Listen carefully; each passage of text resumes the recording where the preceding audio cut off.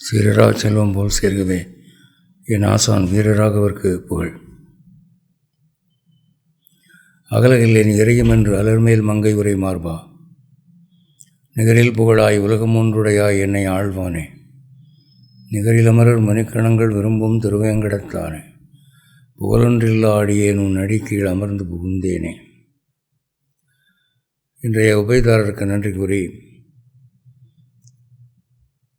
துளசிதாசர் அவருடைய செய்த ஹனுமான் சாலிசா 2ஆம் பாகம் தொடங்குகிறேன். சென்ற பாகத்திலே ஹனுமான் சாலிசாவின் முதல் சௌப்பாயி, அதாவது குரு வணக்கம் இறை வணக்கம் எல்லாம் முடிந்த பிறகு ஆரம்பிக்கிற முதல் சௌப்பாயை பார்த்தோம். சௌப்பாயி என்றால் 4 சொற்களாக வரக்கூடிய ஒரு இருவரி பாடல் என்று நான் சொன்னேன். இரண்டாவது, ராமதூத அதுலித பலதாமா அஞ்சனி புத்திர பவனசுத நாமா. ராமதூத, ராமனுக்கு தூதன் என்று அதை ஒரு பெரிய பெருமையாக சொல்கிறார். ஒருவன் தூது போனால் அவன் வேலைக்காரன், அதில் என்ன இருக்குது பெருமை? தூது அனுப்புகிறவன் தானே எஜமான். இதை ஒரு பெருமையாக சொல்கிறாரே அப்படின்னா, அத்தனை கோடி வானரங்களில் ராமர் அனுமனை மட்டும் தேர்ந்தெடுத்து தன் அடையாள மோதிரத்தை கொடுக்கிறார். சீதையிடம் தெரிவிப்பதற்கு தாம்பத்திய இரகசியமான சில துணுக்குகளை சொல்லுகிறார். அவ்வளவு தூரம் அவருடைய அன்புக்கும் நம்பிக்கைக்கும் அவன் பாத்திரவானாக இருக்கிறான். அப்போது ராமனுக்கு தூதனாக போகிறதே ஒரு பெரிய தகுதி. அடுத்து, தூது அனுப்பக்கூடிய ராமனுடைய அறிவு, திறமை முதலியவற்றுக்கு நிகரான செயல்பாடு தூதனிடம் இருக்க வேண்டும். ஒரு முட்டாள் அனுப்புகிற தூதன் முட்டாளாக இருப்பான். அறிவாளி அனுப்புகிற தூதன் அவன் அறிவாளியாக இருப்பான். ராமனுடைய அறிவும் மதிநுட்பமும் எவ்வளவு, அதற்கு ஏற்ப அவன் தூதனுக்கும் இருந்தது.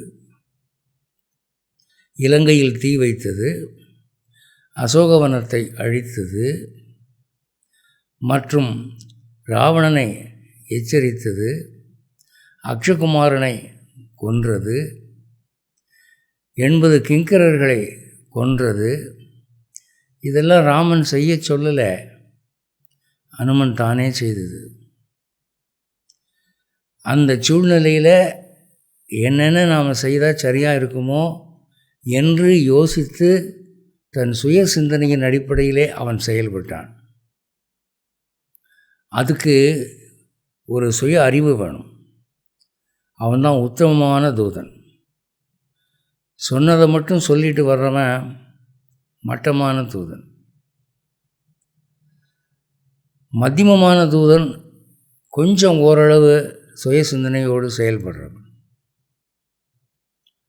அப்படி இல்லாமல் தேவைக்கு ஏற்ப பிறர் வியக்கக்கூடிய அளவு சாதனைகளை செய்து வருகிறவன் உத்தம தூதன். அனுமன் இலங்கைக்கு தீ வைத்ததை பற்றி ராமர் கண்டித்தாரா? ராமரோ லக்ஷ்மணனோ யாரும் கண்டிக்கவில்லை. சும்மா பார்த்துட்டு தானே வர சொன்னேன், நீ எதுக்கு ஊருக்கெல்லாம் தீ வச்ச என்று ராமன் கோபித்திருக்கலாம் அல்லவா? ஏனென்றால் 2வது முறையாக அங்கதனை தூது அனுப்புகிறான். இப்போவும் நீ சீதையை கொண்டு வந்து விட்டுட்டா உன்னை விட்டுருவேன்னு. அவ்வளவு தூரம் ஒரு சாத்வீகமான குணமுடையவன். அவங்ககிட்ட போய் அனுமன் நீ சொல்லாமல் நான் தீ வச்சேன்னு சொன்னால், சாதாரணமாக இவ்வளவு அமைதியான குணம் உள்ளவன் என்ன செய்வான்? ஏன்ப்பா தீயெல்லாம் எதுக்கு வைக்கிற, முடிஞ்ச வரை சமாதானமாக போக வேண்டியதானே என்று சொல்லியிருக்கலாம் இல்லையா? அவன் சொல்லலையே. ஏன்? ராமனுடைய உள்ள கிடக்கை என்னவென்று அனுமனுக்கு தெரியும். ஒரு சத்திரியனுடைய மனம் என்ன நினைக்கும்? ஒரு தூதன் என்று பார்க்காமல் அவன் வாளுக்கு தீ வைத்தான். விபீஷணன் தடுக்காமல் இருந்திருந்தால் உயிருக்கே உலை வைத்திருப்பான். அப்படிப்பட்டவனுக்கு ஒரு தக்க பாடம் கற்பிக்க வேண்டும் என்கிற ஒரு அரச வம்சத்து ஆலோசனை அவன் அங்கு செயல்படுத்தினான். அப்போது தூது செல்வதிலே நிபுணன் என்பதை பார்க்கிறோம். சீதையிடம் அவன் சம்பாஷித்தது, சீதையிடம் அவன் பேசிய பேச்சுக்கள், சுந்தரகாண்டம் முழுக்க பாருங்கள். ராமன் சொல்லிவிட்டதுக்கு மேலே கணக்கில்லாத விஷயங்களை அனுமன் சீதையிடம் பேசுகிறான். அவன் விஸ்வரூபம் எடுத்து சீதையை ஆறுதல் படுத்தினானே, அது ராமன் செய்ய சொன்னானா? இல்லையே. அதெல்லாம் சீதையை ரொம்ப பயந்து போயிருக்கா, அவளை ஆறுதல் படுத்தணும், நம்ம என்ன செய்யணும், இதெல்லாம் சுய சிந்தனையில் அவன் செஞ்சது. அதுலித்த பல தாமா, துலான அளவு, அதுலித்தான அளவில்லாத பல ஆற்றல், சக்தி, தாமம்னா இடம், சக்தியினுடைய உறைவிடமாக இருக்கிறார். பரந்தாமன்னா பரமாத்மாவினுடைய வசிப்பிடமாகிய வைகுண்டம். அப்போ மிகுந்த ஆற்றலுடைய உறைவிடம். வாயு பகவானுக்கே மகன்னா பார்த்துக்குங்க. 33 கோடி தேவர்களிலே வலிமை மிகுந்தது யாருன்னா வாயு தான். அவன் தான் எங்கும் சஞ்சரிக்கிறவன். அவன் இல்லாத இடமில்லை. கல்லுக்குள்ளே கூட வாயு இருப்பான். மற்ற தேவர்களுக்கு அந்த மகிமை இல்லை. ஆற்றல், அவன் பலமாக காற்று அடித்ததுன்னா புயலில் எத்தனை மலைகள் பெயர்ந்து விழுகின்றன, மரங்கள் சாய்கின்றன. அப்படிப்பட்ட வாயு பகவானுக்கு மகன். அடுத்து மனித உடம்பில் மஸ்குலர் பவர், சக்தி எங்கடா இருக்குது அப்படின்னா, மஸ்குலர் செல்ஸ் அண்ட் டெண்டான்ஸ், அதில் என்ன இருக்குதுன்னு பார்த்தா காற்று தான் இருக்குது. பிராணன், அந்த காற்று தான் மனிதனுக்கு சக்தியை கொடுக்குது. இப்போ நீங்கள் ரொம்ப நேரம் பேசுகிறீங்கன்னு வச்சுக்கோங்க, 2 மணி நேரம் 3 மணி நேரம் பேசுகிறீங்க. பேசின பிறகு எப்படி இருக்குது உங்களுக்கு? களைப்பாக இருக்குது. அந்த நேரத்தில் ஒரு வெயிட்டு தூக்குனா தூக்க முடியாதுங்க. ஏன்? காற்று போயிடுச்சு. காற்று இருக்கிற வரைக்கும் தான் தம்மு. பாட்டு பாடுறவங்க சொல்லுவாங்க, தம்மு நிற்கணுமே 6 மணி நேரத்துக்கு. பிரபல சங்கீத வித்வான்கள் என்ன பண்ணுவாங்க, கச்சேரி ஆரம்பிக்கிறதுக்கு முன்னால் 1/4 கிலோ 1/2 கிலோ கோதுமை அல்வா வாங்கி சாப்பிட்ருவாங்க. ஏன்னா 3 மணி நேரம் 4 மணி நேரம் பாடணும்னு தம்மு நிற்கணுமில்ல. அடுத்து நீங்கள் இந்த கடப்பாறையை வச்சு ஒரு கல்லை குத்தி தூக்குறாங்கன்னு வச்சுக்குவோம். நீங்கள் கவனித்து பாருங்கள், இந்த வேலைக்காரங்களாம் என்ன செய்கிறாங்க, அப்படின்னு ஒரு தம் பிடிச்சி தூக்கும். அந்த காற்றை உள்ளே அடக்கிக்கிட்டு, அந்த காற்று தான் வலிமை தருது உங்களுக்கு. ரொம்ப கிட்டியாக வருது அப்படின்னு சொன்னால் டாக்டர்ஸ் என்ன சொல்லுவாங்க, மூச்சை இழுத்து விடுங்கம்பாங்க. வேகமாக ஓடி வந்தால் ஏன் வேகமாக மூச்சு இறக்கிது? உடம்புக்கு காற்று பத்தல் அதிகமாக காற்று எடுக்குது. காற்று தான் பலம். அப்போது அந்த காற்றுக்கு மகன், அதான் அதுலித பலதாமா அஞ்சனி புத்திர. அஞ்சனாதேவி மகா தபஸ்வினி, மனடக்கம் உள்ளவள். பவனசுத நாம, வாயு பகவானுக்கு மகனாக பிறந்தான். அப்போ அவனுடைய பலத்துக்கு நம்ம விளக்கம் சொல்லணுமா? தேவையில்லையே. அதனால் இப்போவும் கூட நீங்கள் ஜிம்னாசியத்திலலாம் பார்த்தீங்கன்னா அனுமார் படம் மாட்டியிருப்பாங்க.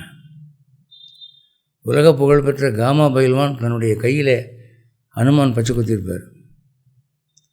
அவர் முசல்மான்.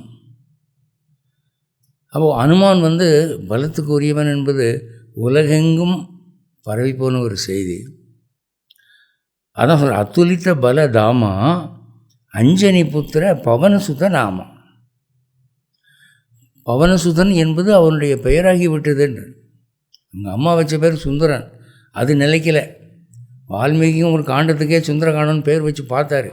யாரும் அனுமான சுந்தரன்னு கூப்பிட்ற மாதிரி தெரியல. மாருதிங்கிறாங்க. மாருதின்னு அர்த்தம் என்ன?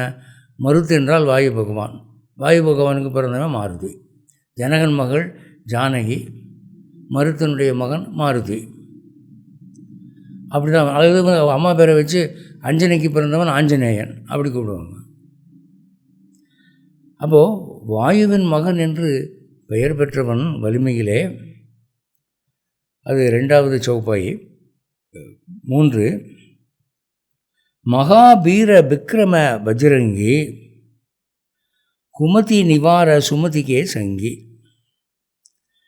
இதில் வானா வர வேண்டிய இடத்துலலாம் பானா வந்திருக்கு. மகாவீரங்கிறதுக்கு மகாபீரன்னு, விக்ரமங்கிறதுக்கு விக்ரம, பஜ்ரங்கி அப்படிங்கிறதுக்கு பஜ்ரங்கின்னு. இது என்னென்னா, வானா வர்ற இடத்துல பானா வரும், யானா வர்ற இடத்துல ஜானா வரும். இது இந்தியில் மட்டும் இல்லை, வட இந்தியாவில் இருக்கிற எல்லா மொழிகள்லேயுமே இந்த எழுத்து போலி உண்டு. அந்த எழுத்து வர்ற இடத்துல இந்த எழுத்து வரும். அதை யாரும் தப்புன்னு சொல்கிறது இல்லை. இப்போ தமிழில் பேசும்போது வியாழக்கிழமைன்னு சில பேர் சொல்லுவாங்க, சில பேர் விசாலக்கிழமைம்பாங்க. யானா வர்ற இடத்துல சானா போட்டுருவாங்க. அது மொழிப்போலி. இங்கே சில எடிஷன்ஸில் மகாபீரன் போட்டிருப்பான், சில எடிஷனில் மகாவீரன் போட்டிருப்பான். ஸோ என்னடா இருந்தாலும் தப்பாக படிக்கிறாருன்னு நினைக்காதீங்க. மகாபீர என்றால் பெரும் வீரன். விக்ரம அதாவது அவன் எடுத்து வைக்கும் அடியெல்லாம் வீர சாகசந்தான். திரிவிக்ரமன் அப்படின்னு என்ன பேர்? 3 அடி அளந்தான், 3மே உலகை சுருக்குவதற்கு. அப்படிப்பட்ட வீர நடை உள்ளவன். பஜ்ரங்கி. இப்பவும் வட இந்தியாவில் அனுமனுக்கு பஜ்ரங் பலி அப்படின்னு ஒரு பேர் உண்டு. அது என்ன பஜ்ரங் பலி அப்படின்னா, இந்த பானாங்கிறது இடத்துல வானா தான் வரணும். வஜ்ர ப்ளஸ் அங்கி, வஜ்ரங்கிங்கிறது வஜ்ரங்கின்னு ஆகிப்போச்சு. வஜ்ரம்னா என்ன? வைரம். வைரம் உறுதி வாய்ந்தது. வைரத்தை வைரத்தால் தான் அறுக்க முடியும். அப்போ உறுதிப்பாட்டுக்கு சொல்லப்படுவது. ஆனால் அதை விட சிறந்த அர்த்தம் ஒன்று இருக்குது. என்ன அப்படின்னா, வஜ்ரம் என்பது இந்திரனுடைய ஆயுதம், வஜ்ராயுதம். ரொம்ப திடமானது. அதையே இங்கே சொல்கிறாருன்னா, அந்த இந்திரனுடைய வஜ்ராயுதத்தினால தான் அவன் குழந்தையாக இருந்தபோது அடிபட்டு தாடை முறிஞ்சது. அவனுக்கு ஹனுமான் எப்படி பேர் வந்தது? ஹனுனா தாடை. அந்த தாடை காயம்பட்டதுனால அவனுக்கு ஹனுமான். இப்போது அந்த வஜ்ரம் அவனை காயப்படுத்தி மூர்ச்சையாகும்படி செய்தது. ஆனால் இப்போது பகவானுடைய கருணையினாலே, தேவர்களுடைய ஆசையினாலே இவனே வஜ்ரமாகி விட்டான். இனிமேல் இந்த வஜ்ரம் அவன் ஒன்றும் செய்யாது. அதுக்கு தான் வஜ்ரம் போன்ற அங்கம் உடையவன் வஜ்ர அங்கி. வஜ்ரங் பலினா வஜ்ரம் போன்ற உறுப்புகள் அமைந்த பலவான் அர்த்தம். நீங்கள் வடக்கு பஜ்ரங் பலின்னு சொன்னால் தான் தெரியும். இங்கே தெற்கு தான் உங்களுக்கு ஹனுமான், ஆஞ்சநேயன்கிறதெல்லாம். அங்கே பஜ்ரங் பலி தான். இப்போ இந்த பஜ்ரங் பலிங்கிற ஒரு உவமை, வஜ்ரம் போன்ற அங்கமுடையவன் என்ற உவமை எவ்வளவு தூரம் எல்லாருக்கும் அப்பீலிங்காக இருந்திருக்குன்னா, அவன் வாயு பகவான் உடைய மகன் வாயுபுத்திரன் என்பதை விட பஜ்ரங்கிங்கிற பேரே நிலையாக போச்சாங்க. ஏன்னா ஊமை அவ்வளவு பொருத்தமாக இருக்கு. ஊமையை பொருத்தமாக கொடுக்கறதுக்கு ஒரு திறமை வேணுங்க. எல்லோரும் கொடுத்துட முடியாது. மதிநுட்பம் உள்ளவர்கள் தான் சரியான ஊமை கொடுப்பார்கள். அது இறைவனால் அருளப்பட்டவர்களுக்குத்தான் அது வரும். அப்போ ஒரு நிலவு போன்ற ஒரு முகம், வட்டமான முகமுள்ள ஒரு பெண் இருக்கிறா. அவளை எப்படி சொல்லலாம்? தாமரை போன்ற முகம்னு சொல்லலாம், நிலவு போன்ற முகம்னு சொல்லலாம். அதை விட்டுட்டு ஊத்தப்பம் போன்ற முகம்னு சொன்னால் அதுவும் வெள்ளையாக தான் இருக்குது, அதுவும் வட்டமாக தான் இருக்குது. அது ஒரு தகுதியான ஊமையாகுமா? அதில் இங்கே அனைத்தையும் விட்டு வஜ்ரம் என்ற சொல்லை அவர் தேர்ந்தெடுத்தார் துளசிதாசர். அது தெய்வ வாக்கு. இந்த உவமை பற்றி சொல்லும்போது எனக்கு ஒரு கதை ஞாபகத்துக்கு வருது. நீங்கள்லாம் பால்யத்தில் கேட்டிருப்பீங்க, படிச்சிருப்பீங்க. இப்போ இளைய தலைமுறைக்காக அதை சொல்கிறேன். இந்த கதை நடந்தது மதுரையில். மதுரை மீனாட்சி கோயிலுடைய தேரின் அடிப்பகுதியிலே ஒரு புலவர் படுத்து கிடக்கிறார். ஒரு வறுமைப்பட்ட புலவர் படுத்து கிடக்கிறார். ராத்திரியெல்லாம் குளிரில் சரியாக தூக்கம் இல்லாமல் படுத்திருக்கார். பொழுது விடியணும், ராஜாவை பார்த்து நம்ம பாடி சன்மானம் பெறணுங்கிற ஒரு ஆசை. அப்போ என்ன ஆகுது, பொழுது புலருது, 6 மணி ஆகிடுது, சூரியன் உதிக்குது. அப்போ பறவைகளெல்லாம் திசை விட்டு திசை மாறி பறக்கின்றன. அப்போ ஒரு ஜோடி நாரை பறவைகள் பறக்கின்றன. அப்போது இது தெற்கு நோக்கி போகிற மாதிரி தெரியுது. அப்போ அந்த பறவைகளை பார்த்த உடனே அந்த புலவருக்கு தன் மன வருத்தத்தை கொட்டி தீர்க்க வேண்டும் என்ற ஒரு துடிப்பு. அதனால் அந்த பறவைகளை பார்த்து, நம்ம நாட்டிலே ஒரு பழக்கம் இருக்குதுங்க, மேகத்தை பார்த்து பேசுவாங்க. மேகம் விடுத்தூது, நிலவு விடுத்தூது, காற்று விடுத்தூது, பறவை விடுத்தூது, நாரை விடுத்தூதுன்னு இருக்குது. அப்போ அந்த நாரைகள் 2 போகின்றன. அந்த நாரைகளை பார்த்து புலவருக்கே உரிய ஒரு குணம், நாராய் நாராய் அப்படின்னு சொன்னார், சத்தமாக சொன்னார். இவர் இப்படி சொன்ன உடனே இவர் பக்கத்தில் இவரை தாண்டி நடந்து போய்கிட்டு இருந்தான் ஒருத்தன், தலையில் முட்டாக்கிட்டு போர்வையிட்டு பனிக்காக. அவன் அப்படியே நின்றுட்டான். இவர் நாரைன்னு சொல்ல அவன் நின்றுட்டான். அவன் யார் அப்படின்னா, அந்த மதுரையை ஆண்டு கொண்டிருந்த பாண்டிய மன்னன். அவன் அதற்கு முந்தின நாள் பகலிலே தன்னுடைய தமிழ்ச்சங்க புலவர்களிடம், இந்த நாரை என்ற பறவை அழகாக வெண்ணிறமுடையதாய் இருக்கிறது, கால்களும் வாயும் சிவப்பாக கூர்மையாக அமைக்கப்பட்டிருக்கின்றன, இதுக்கு ஒரு அழகான உவமை சொல்லி யாராவது ஒரு பாட்டு பாடுங்களேன்னு கேட்டார்.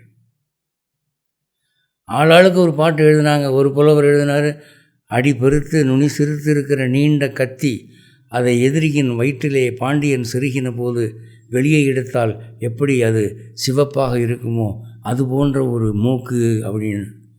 பாண்டியனுக்கு இது பிடிக்கலை. என்ன பார்க்குறதுக்கு அழகு சொட்டக்கூடிய ஒரு பறவையை வர்ணிடான்னா நீ கத்தி எடுத்து வயிற்றில் சொருகிறிய, நல்லா இல்லைன்ட்டார். ஒவ்வொருத்தரும் ஒவ்வொரு பாட்டு பாடிக்க சொன்னாங்க, ஒன்றும் சரிப்படல. அவனுக்கு ரொம்ப வருத்தம். மாதம் சம்பளம் கொடுத்து சோறு போட்டு இந்த புலவர்களை ஆதரித்தா நம்ம கேட்குறத அவங்க கொடுக்க முடியலையே என்று வருத்தம். அவன் நகர சோதனைக்கு மதுரையை சுற்றி வந்துக்கிட்டு இருக்கான். இப்போ இரவு நேரங்களில் அரசர்கள் நகர சோதனைக்கு ஊரை சுற்றி வருவார்கள். அவன் நகர சோதனை முடிந்து இப்போ அரண்மனைக்கு திரும்பிக்கிட்டு இருக்கான். அப்போ நாரையேன்னு சொன்ன உடனே, அட நம்ம நேற்று பகல் பூரா நாரைன்னு தானே நம்ம முழிச்சுக்கிட்டு இருந்தோம், இங்கே ஒருத்தன் நாரைன்னு சொல்கிறானேன்ட்டு அப்படியே நின்றுட்டு வேறு பக்கம் வேடிக்கை பார்க்குற மாதிரி இந்த ஆள் என்ன சொல்கிறாரு அப்படின்னு கூர்ந்து கவனித்தார். அப்போ அந்த புலவர் பாடுறார், நாராய் நாராய் செங்கால் நாராய், சிவந்த கால்களுடைய நாரை, பழம்படு பனையின் கிழங்கு பிளந்தன்ன பவளக் கூர்வாய் செங்கால் நாராய். இந்த பனங்கிழங்கு இருக்க, பனங்கிழங்கு செட்டிநாடு பக்கம் அதிகம். அந்த தெற்க மதுரை செட்டிநாடு பக்கமெல்லாம் தேவக்கோட்டை பக்கமெல்லாம் போனீங்கன்னா பனங்கிழங்கு தெரியாதவங்களே இருக்க மாட்டாங்க. இந்த பனங்கிழங்கு பார்த்திங்கன்னா அடிப்பகுதி தடியாக இருக்கும், வர வர கூராக போகும். அதை 2ஆக பிளக்க முடியும். இவர் புலவர் என்ன சொல்கிறாரு, இந்த நாரையினுடைய வாய் அடிப்பகுதி பெருத்து நுனிப்பகுதி சிறுத்து இருக்கிறது, அது வாயை திறக்கும்போது எப்படி இருக்குடான்னா பனங்கிழங்கு 2ஆக பிளந்த மாதிரி இருக்குது. அப்போது பழம்படு பனை, பனைமரத்தில் எப்போ பனங்கிழங்கு வைக்கும்னா பனைமரத்தில் பனம்பழம் பழுக்கிற போது வேரில் பனங்கிழங்கு வரும்.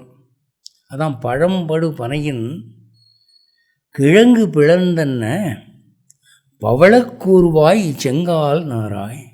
பவளம் போன்ற பனங்கிழங்கு சிவப்பாக இருக்காது, பவளம் சிவப்பாக இருக்கும். அப்போ பவளத்தையும் பனங்கிழங்கையும் ஒன்று சேர்த்து பழம்படு பனையின் கிழங்கு பிளந்தன்ன பவள கூர்வாய் செங்கால் நாராயண. அப்படி இந்த மன்னன் கிடுகிடுத்து போனான். தமிழ்ச்சங்கத்து 50 புலவர்களால் சொல்ல முடியாத ஒரு உவமையை இதோ சாலையிலே படுத்து கிடக்கும் ஒரு ஏழை புலவன் சொல்லிவிட்டான் என்று அப்படி திரும்பி பார்த்தான். தன்னை இன்னொருவன் கவனிக்கிறான் என்ற உணர்வு இல்லாமல் அந்த புலவர் தொடர்ந்து பாடுகிறார். இப்போது இவர் ஒரு அழகான உவமை கொடுத்துட்டார் நாரையனுடைய வாய்க்கு. அந்த உவமை கொடுத்ததனுடைய பலன் என்னங்கிறது இனிமேல் தான் நம்ம பார்க்க போகிறோம். அது என்ன தொடர்ந்து பாடுறாரு. நீயும் நின் மனைவியும் தென் திசை குமரியாடி. அவங்க ஹஸ்பண்ட் அண்ட் ஒய்ஃபாக போய்கிட்டு இருக்கிறாங்க தெற்கு நோக்கி குளிக்கிறதுக்கு. கன்னியாகுமரியில் போய் ஸ்நானம் பண்ணிவிட்டு வடதிசைக்கு ஏகுவீராயின் வடக்க போனீங்கன்னா எம்மூர் சத்திமுத்த வாவியுள், எம்மூர் சத்திமுத்த வாவியுள் தங்கி. ஒரு ஊர் சக்தி முற்றம்னு பேர். சிலர் சக்தி முற்றம்ங்கிறாங்க, சில பேர் சக்தி முக்தம்ங்கிறாங்க. 2 வருஷம் இருக்குது. அங்கேயும் குளம் இருக்குது, அங்கெல்லாம் உனக்கு மீன் கிடைக்கும். அங்கே கொஞ்சம் தங்கி. எதுக்கு தங்கணும்னா அங்கே என்னுடைய வீடு இருக்குது. வீடுனா பெரிய பங்களா இல்லை, அரண்மனை இல்லை. நனை சுவர் கூரை, மண்ணு சுவர், மழை ஒழுகி ஒழுகி நனைஞ்சு போயிருக்கும். நனை சுவர் கூரை, கூரையெல்லாம் ஓட்ட. கனைகுரல் பள்ளி பாடு பார்த்து இருக்கும் என் மனைவியை கண்டு.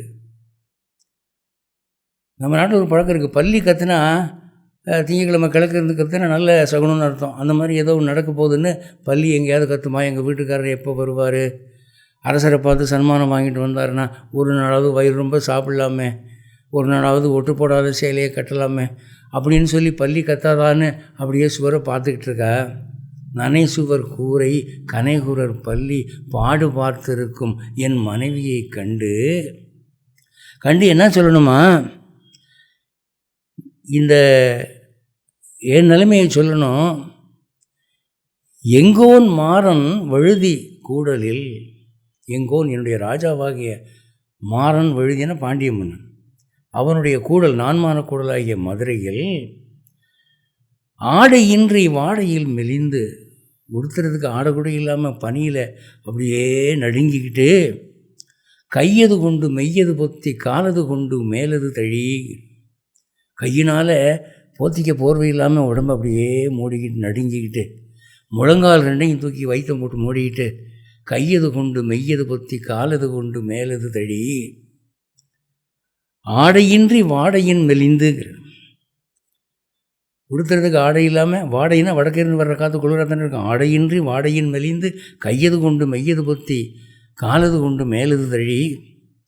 பேழையுள் இருக்கும் பாம்பு என உயிர்க்கும். இந்த பெட்டிக்குள்ளே மூங்கில் பெட்டிக்குள்ளே பாம்பு விடாரன்னு வந்து பாம்பு அடைச்சி வச்சுருப்பான். அது எப்படி சுருண்டு கிடக்கும். அது மாதிரி நான் இந்த குளிரில் சுருண்டுக்கிட்டு பாம்பு என்ன உயிர்க்கும் புசு புசுன்னு மூச்சு விட்டுக்கிட்டு இருக்கேன். ஏதோ உயிர் இருக்குது. அப்போது பேழையுள் இருக்கும் பாம்பென உயிர்க்கும் ஏழையாளனை கண்டனம் இனிமே. இந்த உங்கள் வீட்டுக்காரர் இன்னும் ஏழ்மையில் தான் இருக்கார், அவர் இன்னும் ராஜாவை பார்க்கல, பார்த்த பிறகு தான் வருவாருங்கிற ஒரு மெசேஜை கன்வே பண்ணிடுவீங்களா நீங்கள் 2 பேருமா? எனக்கு சொல்கிறதுக்கு ஆள் இல்லையே என்று அந்த நாரையை பார்த்து அந்த புலவர் சொல்கிறார். அதை கேட்டு மன்னன் கண்ணீர் வடித்தான். சரஸ்வதி குடியிருக்கக்கூடிய ஒரு மனிதனுடைய நிலைமை, வறுமையின் சொரூபமாயிருக்கிறானே என்று அவருக்கு ரொம்ப, அந்த ராஜாவுக்கு மன சங்கடமாக போச்சு. முதுகில் போத்தி இருந்த அந்த பட்டு சால்வை எடுத்து அந்த புலவருக்கு போத்தி விட்டு கிடுகிடுகிடுன்னு நடந்து அமைச்சர் வீட்டுக்கு போனார். அம்மா, அமைச்சர் இருக்காரா? ஸ்நானம் பண்ணிக்கிட்டு இருக்கார், சீக்கிரம் வர சொல்லுமா. அதுக்குள்ளே இடுப்பில் துணை கட்டிட்டு வந்துட்டார். மகாராஜா நமஸ்காரம், சொல்லிவிட்டுருந்தான் நானே வந்திருப்பேன், எதுக்கு நீங்கள் நம்ம வீடு தேடி வந்தீங்க? இல்லை, ஒரு அவசரமான வேலை. நீங்கள் மீனாட்சி கோயிலுடைய தேர்முட்டிக்கு கீழே, தேருக்கு கீழே ஒரு ஏழை புலவர் படுத்திருப்பார். அடையாளம் என்னுடைய முதுகு சால்வையை போத்திட்டு வந்திருக்கு. அவரை அழைச்சிக்கிட்டு போய் நம்ம விருந்தினர் மாளிகையில் வச்சு குளிப்பாட்டி சாப்பாடு பாடெல்லாம் பண்ணி ராஜ மரியாதைகளோடு 10 மணிக்கு தர்பாருக்கு கூட்டிகிட்டு வந்துருங்க என்று சொல்லிவிட்டு போனான். அதுக்கு பிறகு அந்த புலவர் யானை மேல் அமர்த்தி சன்மானங்களை குதிரை முதுகின் மேல் ஏற்றி அனுப்பினான் என்று கதை சொல்லுகிறது. ஒரு உவமை நன்கு அமைகிறதுனால எவ்வளவு நடக்குது பாருங்கள். ஏன் சொல்கிற பஜ்ரங்கி, வஜ்ரம் போன்ற அங்கத்தை உடைய ஹனுமான். குமதி நிவார சுமதிக்கே சங்கி. குமதினா கெட்ட புத்தி, கெட்ட குணம். என்னுடைய கெட்ட குணங்களையெல்லாம் நீக்கு. சுமதினா நல்ல குணம், நல்ல குணத்தை உடையவனாக ஆக்கு. ஏனென்றால் நீ நற்குண வடிவுடையவன். அது 3வது. 4வது, கஞ்சன பரணபி ராஜசுபேஷா கானன குண்டல குஞ்சதி கேஷா. கஞ்சன அப்படின்னா தங்கம்னு அர்த்தம். தங்கத்துக்கு கஞ்சனன்னு பேர். பரணன வர்ண அப்படிங்கிற சொல்லு பரணன் மாறியிருக்கு. அதாவது தங்க நிறத்திலே நீ இருக்கிறாய், அனுமனுடைய கலர். விராஜ சுபேஷா, விராஜமான விளங்கக்கூடிய சுபேஷான ஆடைகள். இந்த தங்க நிறம் அனுமனுடைய நிறம் என்று சொல்வாரும் உண்டு. இல்லை, அனுமன் அணிந்திருக்கிற உடையின் நிறம் என்றும் சொல்வார்கள். சுபேஷான ஆடை. கானன குண்டல, கான காது, காதில் குண்டலங்கள். குஞ்சதி கேசா, குஞ்சத்தினா வளைந்த, குஞ்சித பாதம்னு நடராஜருக்கு சொல்லுவாங்க. குஞ்சதி கேசா, முடியெல்லாம் அவருக்கு சுருட்ட முடியாக இருக்குது, கேர்லி ஹேர்ஸ். அதாவது அனுமனுடைய பர்சனாலிட்டியை வர்ணிக்கிறார். அனுமனை பற்றி பாடும்போது அனும தியானம், அவருடைய திருமேனி தியானம் அவருக்கு வருகிறது. அதனால் அவர் என்ன பண்ணுறாரு, அதை வர்ணிக்கிறார். அதுக்கடுத்து 5, ஹாத்து வஜ்ர ஔ துவஜா பிராஜை காந்தே மூஞ்சு ஜனேது சாஜை. ஹாத்து வஜ்ர, அதாவது வஜ்ராயுதம் போன்ற கதை ஒன்று கையில் வச்சுருக்கார். அனுமனுடைய விக்கிரகம் பார்த்திங்கன்னா, அல்லது படங்கள் பார்த்திங்கன்னா கையில் கதை வச்சுருக்கும். அந்த கதை எவ்வளோ வெயிட்டாக இருக்கும்னா நம்மளால் நகர்த்தவே முடியாது. அப்போது வஜ்ரம் போன்ற கதாயுதம் நீர் ஏந்திருக்கிறீர். அவுங்கிறது அவுர் அண்டு. துவஜா விராஜை, அது அழகான ஒரு கொடியும் நீர் ஏந்தியிருக்கிறீர். காந்தே ஆனால் தோள். மூஞ்சு ஜனேவு சாஜை, சாஜைனா சஜ்ஜினா அலங்கரிக்கிறது. அதாவது தோள்களை எது அலங்கரிக்கிறது? பூணூல் அலங்கரிக்கிறது. ஜனேவுனா பூணூல். என்ன விதமான பூணூல்னா நம்மெல்லாம் முப்புரி நூல் போடுவோமே, அது இல்லை. மூஞ்சுங்கிறது முஞ்சிப்புல். அதாவது இந்த வைதிக காரியங்களில் 3 வகையான புல்கள் பயன்படும். ஒன்று குசப்புல், இன்னொன்று தர்பை புல், இன்னொன்று முஞ்சி புல். இந்த 3 புல் இருக்குது. இந்த 3மே ஒன்று தான் என்று சிலர் சொல்லுவார்கள். ஆனால் வேதத்தில் சில யாகங்களுக்கு குசப்புல் தான் பயன்படுத்தணும், சில யாகங்களுக்கு தர்பை தான் பயன்படுத்தணும், சில யாகங்களுக்கு முஞ்சி தான் பயன்படுத்தணும் என்று சொல்லப்பட்டிருக்கிறது. அதற்கேற்ப நீங்கள் பொட்டானிக்கல் நேம்ஸ் பார்த்தீங்கன்னா, தாவரையியல் பெயர்கள், குஷப்புல்லுக்கு என்ன பேருனா போவா சினோசுரைடஸ், இது குஷப்புல்லுடைய பேர். தர்பை புல்லுக்கு பேர் என்னென்னா சாக்கரம் சிலிண்ட்ரிகம். முஞ்சி புல்லுக்கு என்ன பேருனா சாக்கரம் சாரா. 3 பேர் ஒரே ஃபேமிலி தான், ஒரே அந்த வைதிக புல் ஃபேமிலி ஒன்று தான். அதில் ஒரு சப்டிவிஷன் 3 வகை இருக்குது. அதில் அனுமன் முஞ்சி புல்லாலே பூணூல் அணிந்திருக்கிறார். அவருக்கு சூரிய பகவானே வித்யாரம்பெல்லாம் பண்ணி வச்சவர். அடுத்து 6, சங்கர சுவன கேசரி நந்தன தேஜ பிரதாப மகாஜக பந்தன. சங்கரன சிவன், சம்கர, சம் என்றால் மகிழ்ச்சி, சுகம். அது கரனால் ஏற்படுத்துகிறவன், தன்னை வணங்குகிறவர்களுக்கு சுகம் ஏற்படுத்துகிறவன் சங்கரன். இப்போது சந்தனு மகாராஜான்னு நீங்கள் கேள்விப்பட்டிருப்பீங்க. அதாவது பீஷ்மருடைய அப்பா. அவருக்கு ஏண்டா சந்தனுன்னு பேர் வந்ததுன்னா, சம் என்றால் சுகம், தனுனா உடல். இந்த மகாராஜா எவ்வளவு தூரம் தவ வலிமையும் காயத்ரி சித்தியும் உள்ளவனாக இருந்தான் என்றால், இவன் யாரையாவது தொட்டால் அவனுடைய நோய்களெல்லாம் பறந்துடும், உடல் ஆரோக்கியமாகிடும். Touch healing. அதனால் அவனுக்கு சந்தனு அப்படின்னு பேர். சம்னா சுகம், சங்கர இன்பம் தருகிற சிவன். அந்த சிவனுடைய சுவன அப்படின்னா உற்பத்தி செய்தல்னு அர்த்தம். அதாவது சிவன் அம்சமாக அனுமன் பிறந்ததாக ஒரு ஐதீகம். அதாவது அனுமனுடைய சம்ஹார குணமெல்லாம் சிவனிடமிருந்து வந்தது, சிவனுடைய ஆசீர்வாதம், சிவனுடைய சம்ஹார அம்சம் அங்கே வேலை செய்யுது என்று ஒரு நம்பிக்கை. இந்த சுவனங்கிற வார்த்தைக்கு அப்படி ஒரு அர்த்தம் இருக்குது. இன்னொரு அர்த்தம் என்னென்னா, சம்ஸ்கிருதத்தில் சூனு அப்படின்னா மகன் அர்த்தம். சிவனுடைய மகனோ என்று நினைக்கக்கூடிய அளவுக்கு இவற்றை ருத்ராம்சம் இருந்தது. அந்த சூனுங்கிற சொல்ல அவதி ஹிந்தியில் சுவனன்னு மாறுதுன்னு சொல்லலாம். இந்த சூனுங்கிற சம்ஸ்கிருத வார்த்தையானது ஜெர்மனுக்கு போகும்போது சோன் அப்படின்னு ஆகுது, எஸ்ஓஹெச்ன்னு. அது இங்கிலீஷுக்கு வந்து சன்னுன்னு மாறுது, எஸ்ஓன் சன். அப்போது ஆங்கிலத்தில் மகனுக்கு சன்னுன்னு சொல்கிற வார்த்தை சம்ஸ்கிருத சூனுவிலிருந்து தான் வந்தது. அதே மாதிரி தான் நேம் அப்படிங்கிற வார்த்தை நாமாங்கிறதுலேருந்து வந்தது. இதுக்கப்புறம் அந்த சிவனுடைய அம்சமாய் பிறந்து கேசரி நந்தன, அஞ்சனையனுடைய கணவன் பேர் கேசரி என்ற வானர வீரன், அவனுடைய மகன் தானே உலகம் சொல்லுது. அவரை நந்தனன மகன், சிவனம்சமாக தோன்றிய கேசரி என்ற வானர வீரனுடைய மகன்.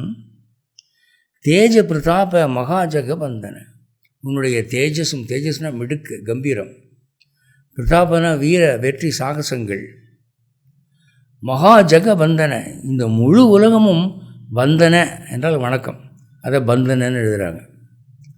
எல்லோரும் வணங்குகிறார்கள், உன்னுடைய வீரத்தையும் வெற்றியையும் எண்ணி அனைவரும் வணங்குகிறார்கள். அனுமன் தோல்வி அடைந்ததாக எங்கேயுமே வரலாறு இல்லை, எங்கே போனாலும் வெற்றி தான். ராவணன் 20 கரங்களாலும் அனுமனை குத்தினான் முதல் நாள் யுத்தத்தில். அப்போ லேசாக மயக்கமுற்றான். ஆனால் அனுமன் ஒரே கையினால் அடித்தான், ராவணன் மயக்கமுட்டான் அப்படின்னு பார்க்குறோம் வால்மீகி ராமாயணத்தில். அப்போ சங்கர சுவன கேசரி நந்தன தேஜ பிரதாப மகாஜக வந்தன, அது 6. அப்புறம் 7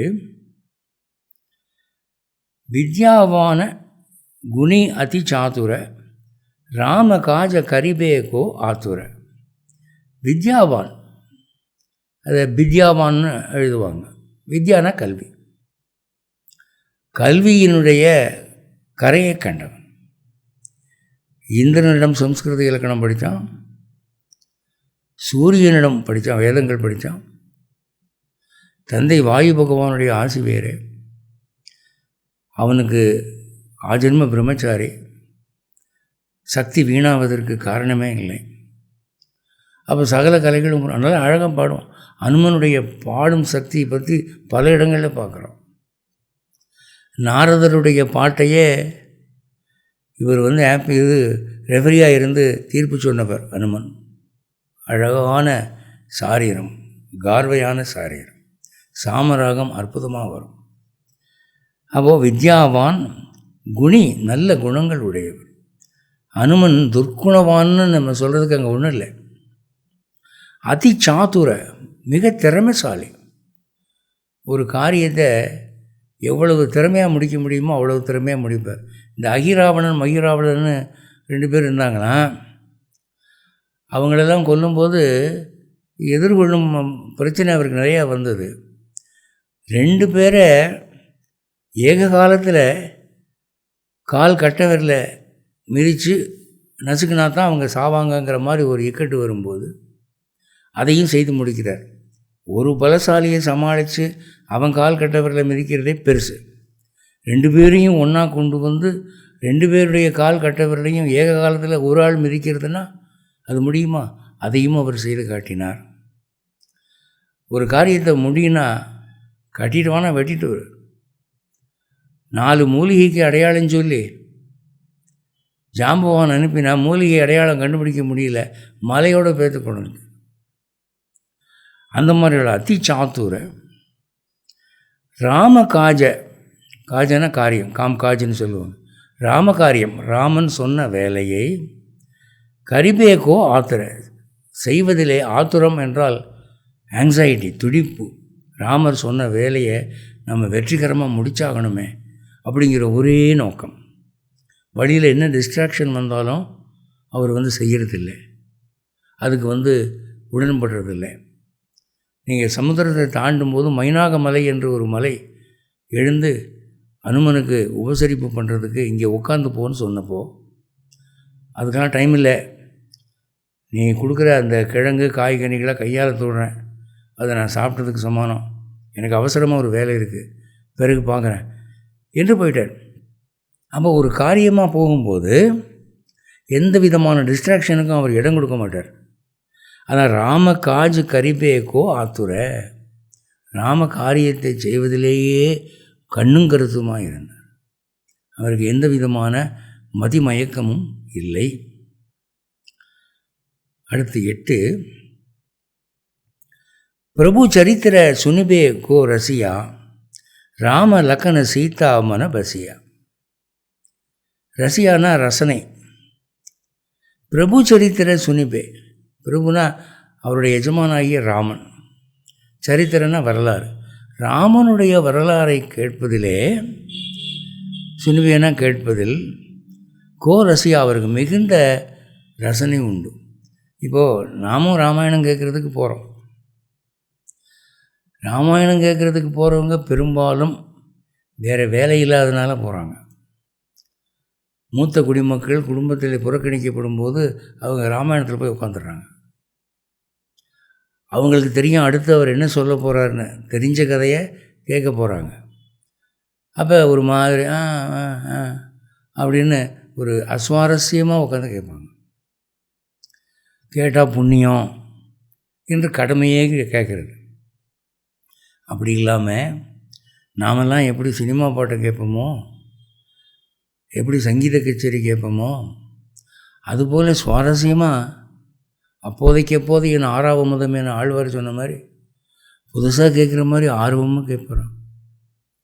ராமருடைய சரித்திரம், வால்மீகியினுடைய ராமாயணம் ஒரிஜினலாக சதகோடி ராமாயணம்னு சொல்லி இருந்தது, 100 கோடி ஸ்லோகம் கொண்டதாக இருந்தது. பிறகு அதை சுருக்கி 24,000 ஆக்கி பூமிக்கு கொடுத்தாங்க. அந்த 100 கோடி ஸ்லோகம் உள்ள ராமாயணத்தில் ராமன் நடந்தது, சிரித்தது, தடுக்கி விட்டது, உடை உடுத்தினது, தூங்கினதெல்லாம் விவரமாக எழுதப்பட்டிருக்குன்னு அதை உட்காந்து ரசித்து பார்த்து படிச்சுக்கிட்டு இருப்பாராம். ராமான்னு சொல்லிட்டா போதும் அவர் கண்கள்லேருந்து தண்ணீர் கொட்டும். அவ்வளவு ஆனந்தமாக ரசனையோடு கேட்குறது. இந்த ஒரு விஷயத்தில் நாம் எல்லோரும் தோற்று போயிடுவோங்க. யாரும் அனுமன் மேலே போட்டி போட முடியாது. நாங்கள் கூட தான் ராமாயணத்தை இன்ட்ரெஸ்டாக கேட்போம் அப்படின்னு நாம் சொல்லிக்கலாம். ஆனால் அனுமன் முன்னாலே யாரும் போட்டி போட முடியாது. அவ்வளவு தூரம் அவருக்கு கேட்க ஆர்வமாக இருக்குமா. பிரபு சரித்திர சுனிபே கோ ரசியா, ராம லக்கண, ராமன் லக்ஷ்மணன், சீதா, ராமன் லக்ஷ்மணன் சீதா என்ற மூவரையும் மனபசியா, இந்த மனமாகிய வீட்டிலே குடியேற்றியவர். வசித்தல்னு சொல்கிறோம் இல்லையா, பசியா, பஸ்தின்லாம் சொல்லுவோம். அவர் மனசில் இருக்கக்கூடிய முழு மனதையும் ஆக்கிரமித்து கொண்டிருக்கிற மூவர் யாருன்னா ராமன் லக்ஷ்மணன் சீதா. இதில் ஒரு விஷயம் நீங்கள் கவனிக்கணும். பரதனும் சத்ருகனும் கூட ராமனுடைய சகோதரர்கள் தான். அனுமார் நெஞ்சில் அவங்களுக்கு இடமில்லை. அனுமன் சந்தித்தது இவங்களை தான், ராமன் லக்ஷ்மணன் சீதை என்ற மூவரை தான். அனுமன் வாழ்வை சுற்றி சுற்றி வந்தது இந்த மூவர் தான். எனவே இந்த மூவர் தான் அவருடைய உள்ளத்தில் இடம் பெற்றார்கள். ராம லக்கன சீதா மனபசியா.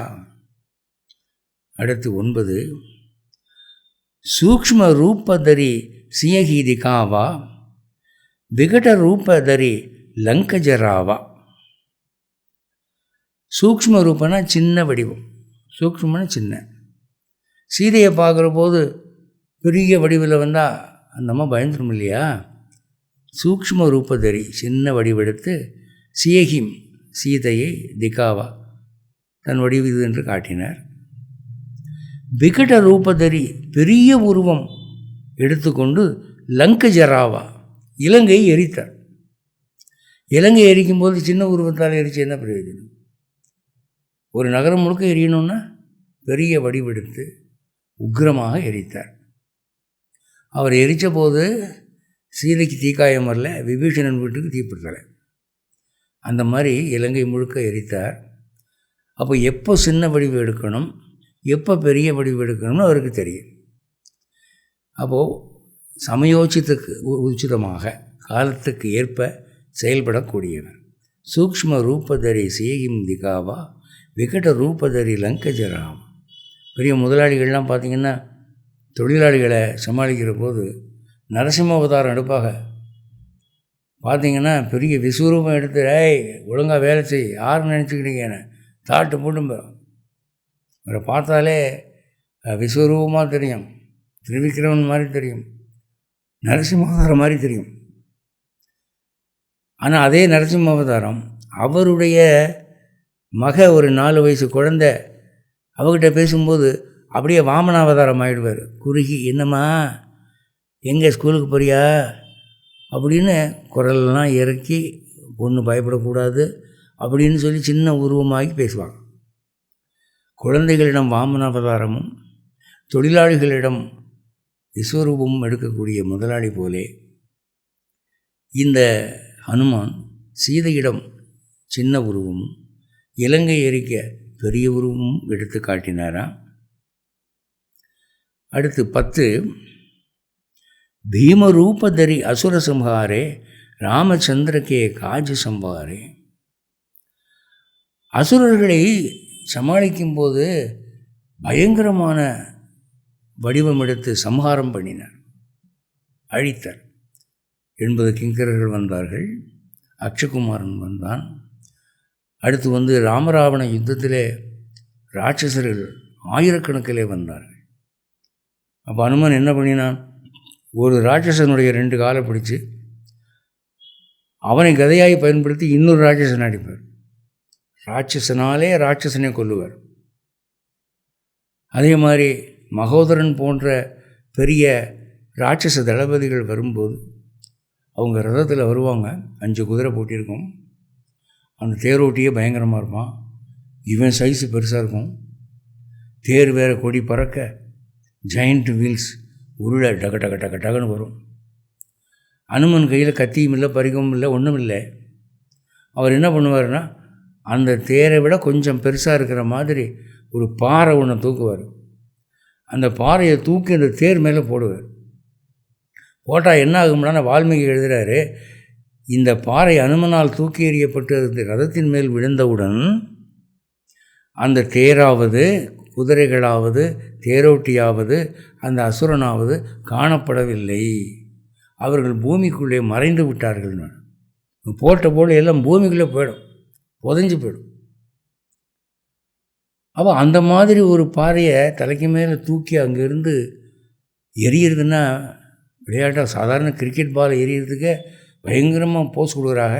இங்கேருந்து அதை 10 அடி ஓடி குறி பார்த்து கும்பிடாத சாமியெல்லாம் கும்பிட்டு எறிகிறாங்க. வெயிட் லிஃப்டிங் பண்ணும்போது ஹெவி வெயிட் தூக்கிட்டு அதை தூக்கி 5 வினாடி நிறுத்தணும். அப்படியே உடனே கீழே போட்டுறக்கூடாது. அவங்க நிறுத்தின பிறகு ஓகே டவுன் அப்படின்னு ஜட்ஜி சொன்ன பிறகு தான் கீழே போடணும். அந்த 5 வினாடி நிறுத்துறதுக்குள்ளே கை கிட்டு கிட்டு கிட்டு கிட்டு கிட்டுன்னு ஆடும். ஏன்னா அவங்க மேக்ஸிமம் ஸ்ட்ரென்த்துக்கு அந்த வெயிட்டை தூக்கிடுறாங்க, அவங்களுக்கு ரெக்கார்டு என்ட்ராகணுன்ட்டு. ஆனால் அனுமன் ஒரு ஹெவி வெயிட்டான பாறையை தூக்குனது மட்டும் இல்லாமல் அதை ஒரு கவன்கல் மாதிரி பயன்படுத்தி ஒரு ராட்சசனுடைய ரதத்தின் மேலே எரிஞ்சு அந்த எரிஞ்ச ஃபோர்ஸ் எப்படி இருந்ததுனா அந்த ரதமே காணாமல் போச்சுன்னா எப்படி இருக்கும், அதை தாங்க சொல்கிறாரு. பீம ரூபதரி, பயங்கரமான வடிவெடுத்து அசுர சம்ஹாரே, அசுரர்களை சம்ஹாரம் பண்ணினார். ராமச்சந்திரக்கே காஜ் சம்ஹாரே, ராமனுடைய காரியத்தை சமாளித்து கொடுத்தார். சம்ஹாரேன்னா சமாளித்து கொடுத்தார், முடித்து கொடுத்தார். அதாவது எதுக்காக இந்த வரி எழுதுகிறார்னா, இயல்பிலேயே அனுமான் இந்த மாதிரி இரக்கம் இல்லாமல் கொல்லக்கூடியவர் இல்லை. அனுமன் தீயவர்களைத்தான் அழிப்பார். அதுவும் இங்கே ராமருடைய உத்தரவு, ராமனுக்காக அதை செஞ்சார். சும்மா இருக்கிற போது போகிற வரவன் மேலெலாம் கல்லுவிட்டு எரிஞ்சிட்டு இருக்க மாட்டார்.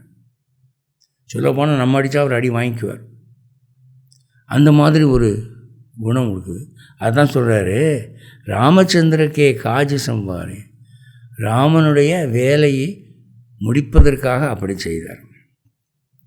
11 லாய சஞ்சீவன லக்கனஜி ஆயே ஸ்ரீரகுபீர ஹரசிபுர லாயே. இதில் அவர் சஞ்சீவி மலையை கொண்டு மூர்ச்சியாக இருந்த லக்ஷ்மணனை எழுப்பின வரலாறு சொல்லப்படுகிறது. இந்த சஞ்சீவினி மூலிகைங்கிறது எங்கே அப்படின்னா, இமயமலையில் சில இடங்களில் அது முளைச்சிருக்கும். இமயமலையில் அற்புதமான பல மூலிகைகள் உண்டுங்க. ஒன்று விசல்யக்கரணி, சந்தானக்கரணி, சாவர்ணக்கரணி, சஞ்சீவினின்னு 4 வகை மூலிகை. விசல்யக்கரணிங்கிற மூலிகை என்ன பண்ணோம்னா, ஒரு அம்பு ஆழமாக தைச்சிருக்குன்னு வச்சுக்கோங்க, அம்பனுடைய பாதி பகுதி உடம்புக்குள்ளே போயிடுச்சு. அப்போ இந்த விசல்யக்கரணிங்கிற அந்த மூலிகையை சாறு பிழிஞ்சு அந்த அம்பு குத்தி இருக்கிற இடத்துல இப்படி புழிஞ்சு விட்டிங்கன்னா அந்த அம்பு தானே வெளியே வந்துடும். இப்போ நெறிஞ்சு முள் குத்துனா எருக்கம்பாலை புழிஞ்சு விட்டால் அந்த முள் வெளியே வந்துடும். அந்த மாதிரி குணம் தாவரத்துக்கு உண்டு. அப்போது விசல்யக்கரணிக்கு அது குணம். அடுத்து சந்தானக்கரணின்னா, இந்த அம்பு பாஞ்சதுனால தோல் பிளந்துருக்குல்ல, அதை இப்போ ஸ்டிச்சஸ் போடுறாங்க இல்லையா அலோபதியில், அதுக்கு பதிலாக இந்த சந்தானக்கரணியை புழிஞ்சு விட்டிங்கன்னா தோல் ஒன்று சேர்ந்துக்கும். தையல் போட்ட மாதிரி, தையல் போட்டு 10 நாள் அந்த மாதிரி ஒன்று சேர்ந்துக்கும். சாவரணக்கரணி என்னென்னா, அந்த ஒன்று சேர்ந்த பிறகு தழும்பு இருக்கும் இல்லையா, ஸ்காரு, அந்த தழும்பு அது புழிஞ்சு விட்டிங்கன்னா மறைஞ்சிடும். இப்போ இந்த காலத்து பெண்களுக்கெல்லாம் அந்த மூலிகை கிடைச்சா தேவையில்லைன்னு நினைப்பாங்க. அங்கங்கே ஸ்கார் விழுந்துருக்குது. இப்போ ஆம்பளைங்க ஷேவ் பண்ணும்போது முடியை வெட்டுறதுக்கு பதிலாக தாடையை வெட்டிக்கிறாங்கல்ல, அந்த தழும்பெல்லாம் மறைஞ்சிடும். சைக்கிள் பழகும்போது பெரும்பாலும் இந்த இடத்துல காயம்படும், அது இன்னமும் இருக்கும். அந்த தழும்பெல்லாம் சாவரணக்கரணி. சஞ்சீவினிங்கிறது என்னென்னா, போன உயிரை திரும்பி கொண்டு வந்துடும். யமலோகத்துக்கு போன உயிரை திருப்பி கொண்டு வந்துடும். இதெல்லாம் தெய்வீக மூலிகைகள். இது சாதாரண பொட்டானிக்கல் பவர் இல்லை, இதெல்லாம் சூப்பர் நேச்சுரல். அது மாதிரி இப்போது ஆந்திராவில் ஒருத்தருக்கு தற்செயலாக கசாப்பு கடைக்கு போய் இறைச்சி வாங்கிக்கிட்டு அதை ஒரு வேட்டியில் முடித்து வரும்போது வர்ற வழியில் அவருக்கு ஒன்றுக்கு வந்துருச்சு. ஒரு மரத்தடியில் ஒன்றுக்கு இருந்துட்டு மறுபடியும் அந்த மூட்டையிட்டு தோளில் போட்டு வீட்டில் போய் பார்த்தா, அங்கே கசாப்பு கடையில் பாட்டாக கொத்தி கொடுத்த அந்த இறைச்சி துண்டுகளெல்லாம் ஒரே பீஸாக மாறி இருக்கு. அப்போ வீட்டில் இருக்க பெரியவங்க சொன்னாங்க, இந்த மூட்டையை எங்கே நீ இறக்கி வச்ச? அங்கே இருக்கிற ஒரு செடிக்கு அந்த சக்தி இருக்குது, அதை போய் பிடுங்கிட்டு அது இந்த மாதிரி பிரிஞ்சு இருக்கிற தசையையும் எலும்புகளையும் ஒன்றாக சேர்க்கிறது என்று கண்டுபிடித்து அந்த செடிகளை வீட்டிலே பயிர் பண்ணி யாருக்கும் சொல்லாமல் அவங்க தான் இப்போது பரம்பரையாக ஆந்திராவில் புத்தூர் வைத்தியர்கள்னு சொல்லி எலும்புகளை ஒன்றா வச்சு அந்த சாறு பிழிஞ்சு விட்றாங்க, எலும்பு கூடிக்குது. இப்படி மூலிகைகளும் அந்த காலத்தில் இருந்ததுங்க. அதனால் நம்ம இப்படி சொல்கிறதுனால நம்ம நம்பி தான் ஆகணும். அப்போது அந்த சஞ்சீவினி மூலிகை இருக்கக்கூடிய அந்த சஞ்சீவி மலையை லாயை கொண்டு வந்தார். லக்கனஜியாய லக்ஷ்மணனை பிழைக்க வைத்தார்.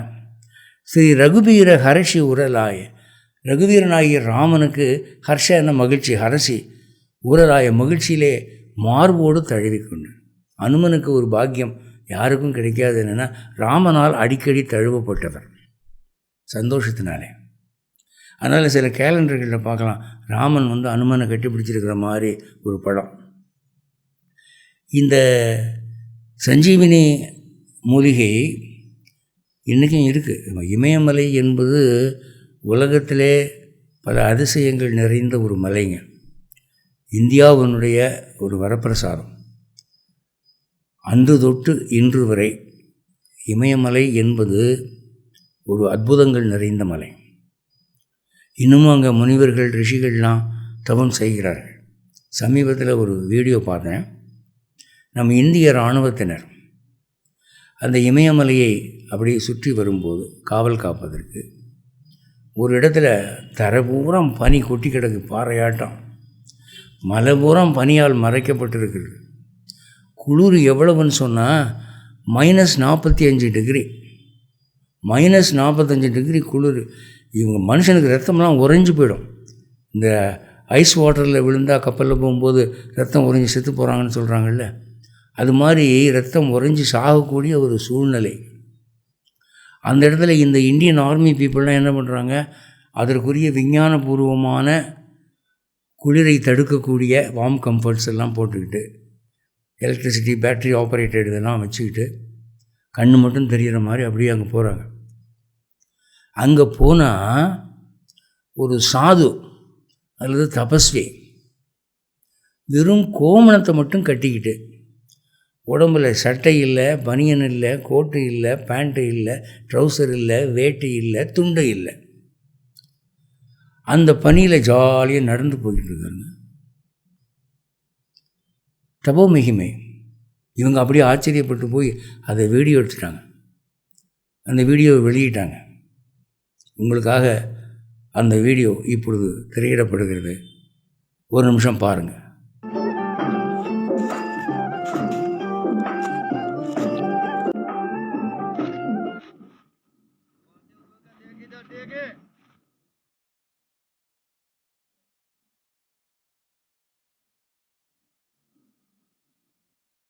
जय श्री राम, जय श्री राम, जय श्री राम, जय श्री राम, जय श्री राम, जय श्री राम, जय श्री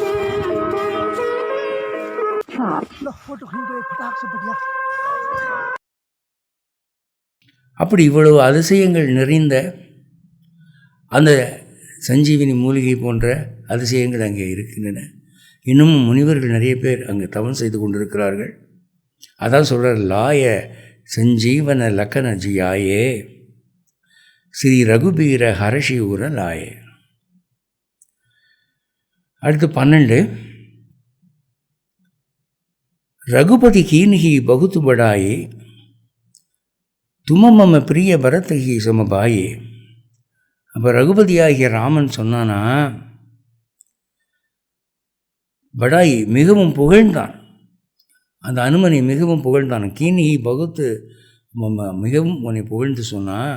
என்ன சொன்னால், தும மம பிரிய, நீ என்னுடைய அன்புக்குரிய பரதகி சமபாய், பரதனுக்கு சமமான சகோதரன் என்று அனுமனை பார்த்து சொன்னான்.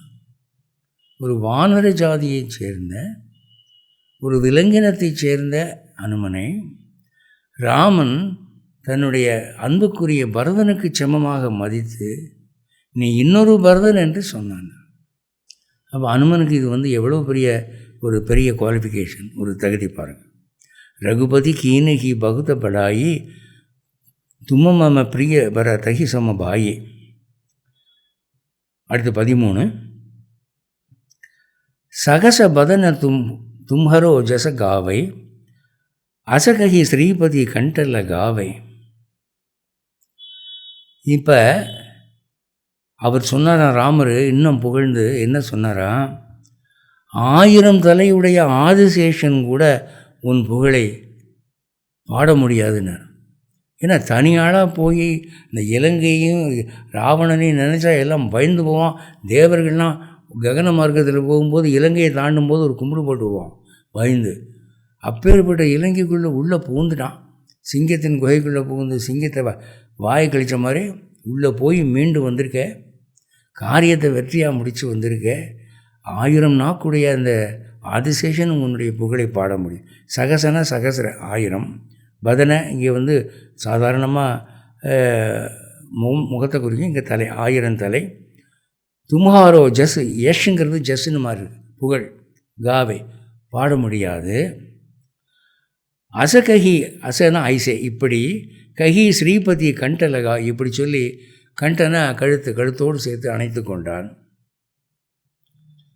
அது மட்டும் இல்லை, அவர் என்ன சொன்னாராம், ஆதிசேஷன் மட்டும் இல்லை, 14 பாருங்கள், சனகாதிக சனகர் போன்ற முனிவர்களும் பிரம்மாதி முனீசா, பிரம்மா முதலிய நான்முகன் முதலிய தேவர்களும் முனீஷா ராஜ ரிஷிகளும் நாரதர் நாவன்மை உடையவர் அவரும் சாரதனா சரஸ்வதி, சாரதான்னா வீணைன்னு அர்த்தம். அந்த வீணையே கையில் வச்சுருக்கிறதுனால அவளுக்கு சாரதாம்பாள் அப்படின்னு பேராச்சு.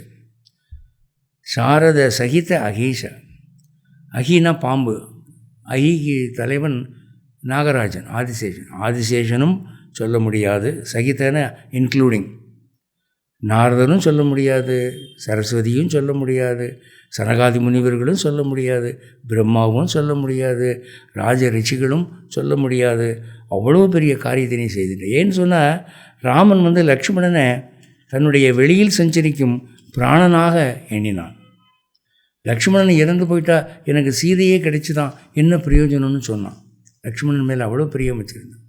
அப்படிப்பட்ட லக்ஷ்மணன் மூர்ச்சியாக இருக்கும்போது அவன் எழுந்து உட்கார செய்தவன் இந்த அனுமன் தானே. அதனால் அப்படி புகழ்கிறான்.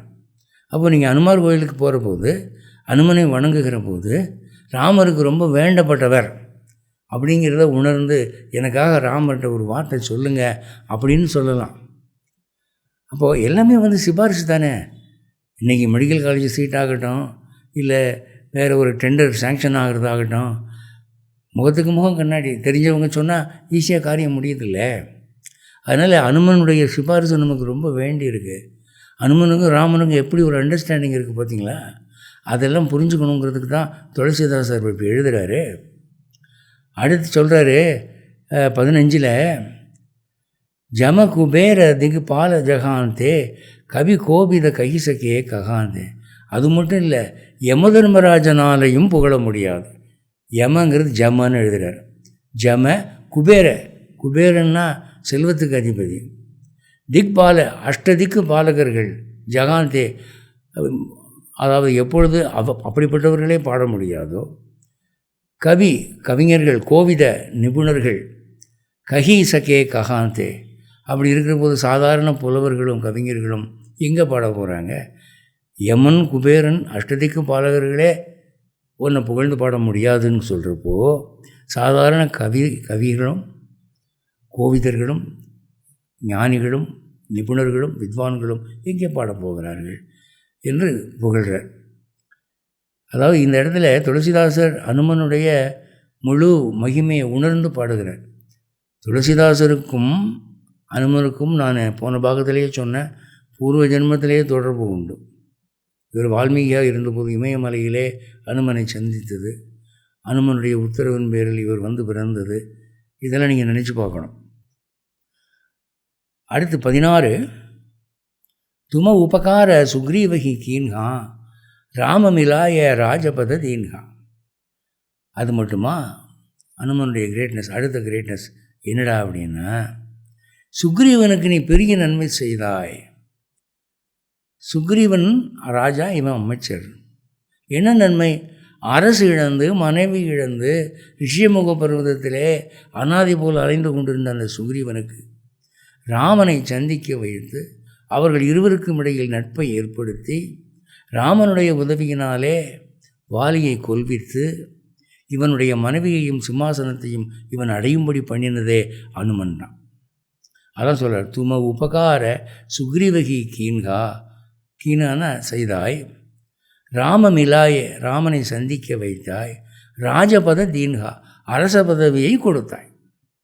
அப்போ ராமனுக்கு அவன் செய்த நன்மைகள் ஒரு பக்கம் இருக்கட்டும், சுக்ரீவனுக்கு அவன் செய்த நன்மைகள் என்ன கொஞ்சமா அப்படிங்கிற.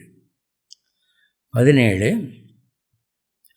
தும்ஹரோ மந்திர விபீஷணமானா லங்கேஸ்வர பய சபு ஜக ஜானா. மந்திரன ஆலோசனை, உன்னுடைய ஆலோசனை, தும்ஹரோ மந்திர உன்னுடைய ஆலோசனை விபீஷணமானா, விபீஷணன் ஏற்றுக்கொண்டான். என்ன ஆலோசனை? நீ போய் ராமன்கிட்ட சரணடைஞ்சிரு. அதாவது ராவணன் இவனை விரட்டுறான், நீ எனக்கு தம்பியே இல்லடா போடா, இன்னும் ஒரு நிமிஷம் அங்கே நின்றுட்டு இருந்தால் கொண்டு விடுவேன், ஓடுறா அப்படின்னு விரட்டி விட்டான். அப்போ அனுமன் என்ன சொல்கிறான்? ராமன்கிட்ட போய் சரணடைஞ்சிரு அப்படின்னு. அப்போ இவனுடைய ஆலோசனைப்படி தான் விபீஷணனுக்கே ராமனிடம் சரணாகதி கிடைத்தது. தும்ஹரோ மந்திர விபீஷணம் ஆனா ஒத்துக்கொண்டான். லங்கேஸ்வர பய ராவணனுடைய பயம் அவனுக்கு ஏற்பட்ட போது சபு ஜகஜ் ஆனா, இந்த உலகத்துக்கே தெரியுமே விபீஷணனுக்கும் அனுமனுக்கும் உள்ள அண்டர்ஸ்டாண்டிங். அனுமனை கொல்ல வேண்டும் என்று ராவணன் உத்தரவு போட்ட போது அவன் வாழை தீ வச்சு உயிரோடு அனுப்பிச்சிடணும்னு சொன்னவே விபீஷணன் தான். அனுமன் வச்ச தீ விபீஷணன் வீட்டை மட்டும் சுடலை. விபீஷணன் ராமன்கிட்ட போகணும்னு சொன்னது அனுமன். அப்போது அதை இங்கே கொண்டு வர்றார். விபீஷணன் ஒரு உத்தமமான பாகவதன். அவன் அரக்கனாக இருந்தாலும் அவனை தன் சகோதரன் போலே ராமன் நினைத்தான். அப்போ அவர்கள் இருவருக்கும் பாலமாக இருந்தவன் இவன். அடுத்து 18 ஜுக சகசிர ஜோஜன பர பானு லீலியோ தாகி மதுர பல ஜானு. லைட் இயர்னு ஒன்று சொல்லுவாங்க. ஒரு ஒளியானது, ஒளிக்கற்றையானது ஒரு இடத்துலேருந்து புறப்பட்டு ஒரு ஆண்டு காலம் பயணம் செய்து எவ்வளோ தூரத்தை கடக்கிறதோ அதுக்கு ஒரு ஒளி ஆண்டு தூரம் என்று சொல்லுவார். Light year distance. இப்போ சில நட்சத்திரங்கள் எவ்வளோ தூரத்தில் இருக்குன்னா அந்த நட்சத்திரங்கள்லேருந்து புறப்பட்ட ஒளி இன்னும் பூமியை வந்து சேரலைன்னு சொல்கிறாங்க. அப்போது அது எத்தனை லைட் இயர்ஸ், எத்தனை ஒளி ஆண்டுகள்? அது துளசிதாசருக்கு தெரிஞ்சிருக்கு. லைட் இயர்னால் என்னங்கிறது அவருக்கு தெரிஞ்சிருங்க. அப்போவே அவர் சொல்கிறாரு, ஜுக சகசிர ஜோஜனை, 1000 ஒளி ஆண்டுகள். யோஜனை அப்படின்னு சொன்னால் இந்த காலத்து கணக்குப்படி 8 மைல் சொல்லலாங்க, இல்லை 15 கிலோமீட்டர் சொல்லலாம். அவ்வளோ தூரம் தள்ளி இருக்கக்கூடிய சூரியனை, பானுனா சூரியன், பரன தூரம், ஜுக சகசிர யோஜனை பர பானு, யோஜனைங்கிறது ஜோஜனைன்னு எழுதியிருக்காங்க. லீலியோ விளையாட்டாக, தாகி அதை மதுர பல ஜானு, ஒரு இனிப்பான பழம் என்று அதிகாலையிலே அது சிகப்பாக இருப்பதை பார்த்து அதை பறிக்க போனாயினும். உலகத்தில் யாருக்கு இந்த தைரியம் வரும்? சூரியனை யாராவது பழம் நினச்சி அதை பிடிச்சிடுவோன்னு போவாங்களா? அதுக்கு ஒரு துணிச்சல் வேணுமில்ல, ஒரு சக்தி வேணுமில்ல. அவன் இந்திரன் தடுக்காட்டி போயிருப்பானாங்க. அது 5 வயசில் அவன் செய்த சாகசம். விளையும் பயிர் முளையில் தெரியும். அப்படி நடந்தது. 19 பிரபு முத்ரிகா மேலி முகமாகி ஜலதி லாங்கி கையை அச்சரஜன் ஆகி. ராமர் கொடுத்த மோதிரத்தை சில சமயம் இடுப்பில் வச்சுருப்பேன். அப்புறம் விழுந்துட்டா என்ன ஆகுறதுன்னு சொல்லி பயம் வரும்போது வாயில் கவிக்குவேன். பிரபு முத்ரிகா ராமனுடைய மோதிரத்தை மேலி உள்ளுக்குள்ளே, முக வாய்க்குள்ளே மாகி வைத்து கொண்டு, ஜலதி லாங்கி நீ கடல் தாண்டின. இப்போது இடுப்பில் வேட்டியில் மோதிரம் வைக்கிற போது என்ன ஆகும்னா அது நழுவி கடலில் விழுந்துருதுன்னு வச்சுக்கோங்க. கடலில் ஒரு பொருள் விழுந்துட்டால் கண் எடுக்கிறது சுலபமா? எவ்வளோ கஷ்டம், எடுக்கவே முடியாதே. அதனால் எச்சிப்பட்டா பரவாயில்லன்னு வாயில் வச்சுக்கிட்டாரான். பக்தனுடைய உண்மையினரை அவர் அமிர்தமாக நினைக்கக்கூடியவர் பகவான். ஒரு கதை கேள்விப்பட்டிருப்பீங்க. சால கிராமம் பூஜை பண்ணிவிட்டு ஒரு பக்தன் அந்த சால கிராமத்தை வாயில் அடக்கிக்குவானான். டெய்லி அந்த மாதிரி வெளியே துப்பி கழுவிட்டு பூஜை பண்ணிட்டு மறுபடியும் வாயில் போட்டுக்குவானான். இதை பார்த்து ஒரு பெரியவர் கண்டித்து, என்னடா கர்மாயமாக இருக்குது, இப்படிலாம் செய்யக்கூடாது அபச்சாரம்னு சொன்னோன்னே அவன் வாயில் போடுறதை நிப்பாட்டி ஒரு பொட்டியில் வைக்க ஆரம்பித்தானான். அப்போ அவர் கண்டித்தவருடைய கனவில் போய் பெருமாள் சொன்னாராம், நான் ஆனந்தமான பார்க்கடலில் நீஞ்சிக்கிட்டு இருந்தேன், என்னை கெடுத்துட்டியாடா பாவி, அவனை ஏன் நீ வாயில் போடக்கூடாதுன்னு சொன்னேன், எனக்கு அதுதான் பிடிக்குதுன்னு சொல்லி சொன்னாராம். அப்படின்னு ஒரு கதை கேள்விப்பட்டிருப்பீங்க. பக்தனுடைய வாயில் கூட அது அவர் எச்சி பார்க்குறதில்ல. பிரபு முத்ரிகா மேலி முகமாகி ஜலதி லாங்கி, ஜலதினா சமுத்திரம், சமுத்திரத்தை லாங்கி தாண்டி, லாங்கிகையே அச்சரஜனாய், அச்சரஜனா ஆச்சரியம். இதில் ஒன்றும் ஆச்சரியம் இல்லை உனக்கு, 100 யோஜனைங்கிறது ஜஸ்ட் லைக் தட், நத்திங். அந்த மாதிரி போனேன். 20 துர்கம காஜ ஜகதகே ஜேத்தே சுகம அனுகிரக தும்ஹரே தேத்தே. எவ்வளவு கஷ்டமான வேலையாக இருந்தாலும் அது எவ்வளவு கஷ்டமோ அவ்வளவு இஷ்டமாக சுலபமாக செய்யக்கூடியவன் நீ. மற்றவங்களுக்கு தான் அது கஷ்டமாக தெரியும். துர்கமனா கஷ்டமான, காஜினா வேலை, ஜகத்துக்கே தேஜே, இந்த உலகத்தில் எவ்வளவு கஷ்டமான வேலையாக இருந்தாலும் சுகம சுலபமாக, அனுகிரக தும்ஹர தேத்தே, உன்னுடைய திறமையினாலே கருணையினாலே அது சுலபமாக முடியும்.